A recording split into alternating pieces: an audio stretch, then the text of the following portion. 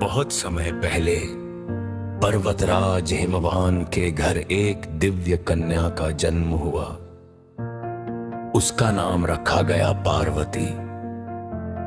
बचपन से ही पार्वती अत्यंत सुंदर, बुद्धिमान और तेजस्विनी थी, लेकिन उनके मन में एक अनोखी इच्छा थी।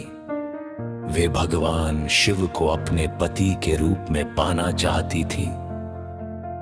भगवान शिव, जो कैलाश पर्वत पर निवास करते थे, एक योगी और तपस्वी थे। वे संसार की मोह माया से दूर रहते, ध्यान में लीन रहते और भस्म रमाए रहते थे।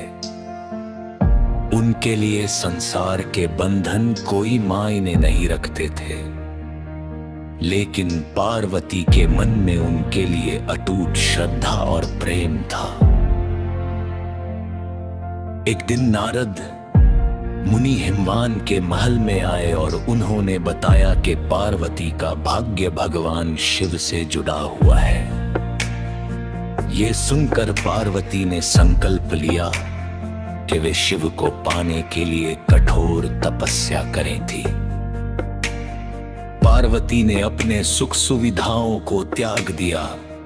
वे घने जंगलों में जाकर तप करने लगी। कभी केवल फल खाती, कभी केवल पत्तों पर जीवन यापन करती और कभी कभी कई दिनों तक बिना भोजन के ही ध्यान में लीन रहती। उनकी तपस्या इतनी कठोर थी कि देवता भी चकित हो गए। उधर भगवान शिव, जो ध्यान में लीन थे, पार्वती की इस भक्ति से अनभिज्ञ नहीं थे, लेकिन वे उनकी परीक्षा लेना चाहते थे। एक दिन शिव ने एक साधु का रूप धारण किया और पार्वती के सामने प्रकट हुए। साधु बने शिव ने पार्वती से कहा, तुम इतनी सुंदर और राजकुमारी होकर इस कठोर तपस्या में क्यों लगी हो? वह शिव तो एक भस्मधारी, अजीब वेशभूषा वाले योगी हैं। तुम उनसे विवाह क्यों करना चाहती हो? ये सुनकर पार्वती क्रोधित हो गई।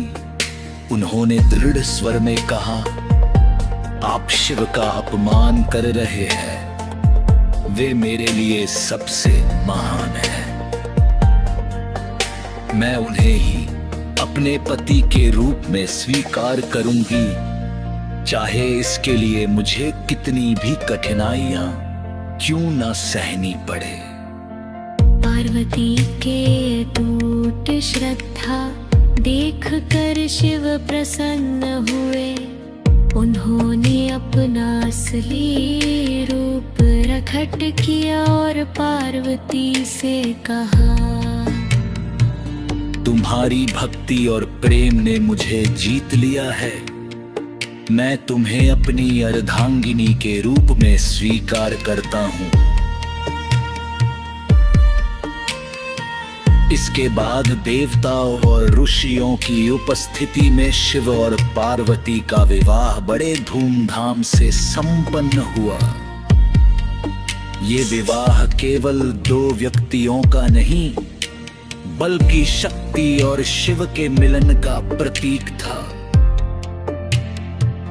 विवाह के बाद पार्वती कैलाश पर्वत पर शिव के साथ रहने लगी। वहां का जीवन सरल था, लेकिन उसमें गहरी शांति और संतोष था। पार्वती ने शिव के जीवन में संतुलन और प्रेम का संचार किया। वही शिव ने पार्वती को ज्ञान और वैराग्य का महत्व सिखाया।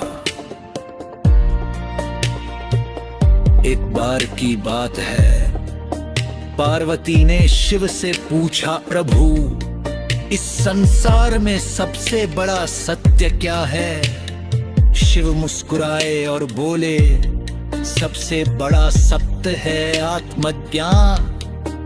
जब मनुष्य अपने भीतर के सत्य को पहचान लेता है, तब उसे बाहरी संसार की किसी वस्तु की आवश्यकता नहीं रहती।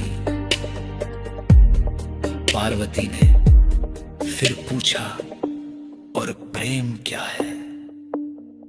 शिव ने उत्तर दिया, प्रेम वह शक्ति है जो दो आत्माओं को जोड़ती है। ये तुम्हें बंधन है, नहीं अपेक्षा। ये केवल समर्पण और विश्वास है। समय बीतता गया और शिव पार्वती का जीवन अनेक लीलाओं से भरा रहा। उन्होंने मिलकर संसार को संतुलन, प्रेम और त्याग का संदेश दिया। इस कथा से हमें ये सीख मिलती है कि सच्चा प्रेम और श्रद्धा किसी भी कठिनाई को पार कर सकती है। पार्वती की तपस्या और शिव का धैर्य हमें ये सिखाता है कि जीवन में धैर्य, विश्वास और समर्पण कितना महत्वपूर्ण है। अंततः शिव और पार्वती का ये दिव्य मिलन हमें ये बताता है कि जब शक्ति और शिव एक साथ होते हैं, तभी सृष्टि का संतुलन बना रहेगा। यही उनके प्रेम की सबसे बड़ी विशेषता है, अटूट, शाश्वत और नित्य। ओम नमः शिवाय।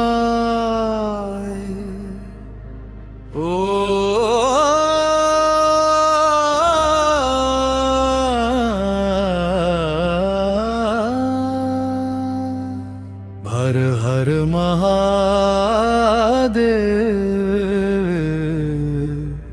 ओम नमः शिवाय। ओम नमः शिवाय। शिव शंभो रतदेव। ओम नमः शिवाय। त्रिपुरारी देवजं।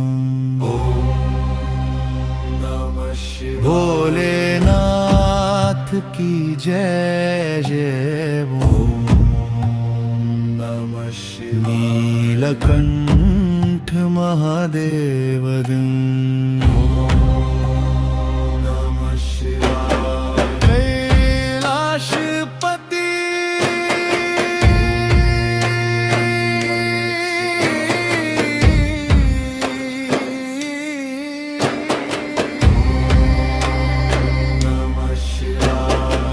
कैलाशपति।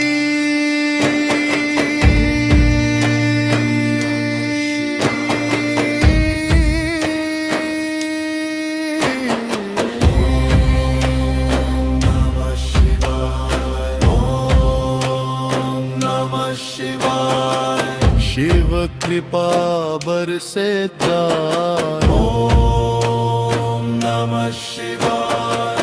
सदा शिव शरणं गं।